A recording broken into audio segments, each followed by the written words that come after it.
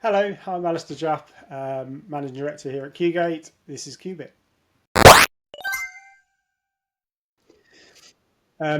General and task specific, continue doing these right if you're doing them, but make sure you've done that first pillar first. Governance and policy readiness, make sure you've got the guidelines in place. I think a UK pilot called AI Works showed that giving people permission and training on AI helps the business to save upwards of 122 hours on admin per person per year. Now that's huge saving, right? If you realise that sort of level.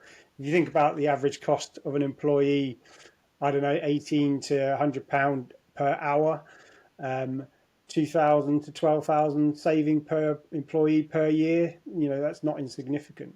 And all you're doing is just doing that first pillar and then enabling your employees. So now let's look at the how on the building your own AI. Now, how do we uncover the focus? How do we focus what we're going to build and what we're going to do? Now, I'm a massive advocate for workflow mapping. We do this with every single client that we engage with. We use workshops with their teams to map out their workflows on paper, but nowadays it's in Visio or similar. And what we're simply doing is mapping out from lead to order, what are all the steps that happen to get it from lead to being an order, order to invoice, what are all the little steps that happen between order to invoice.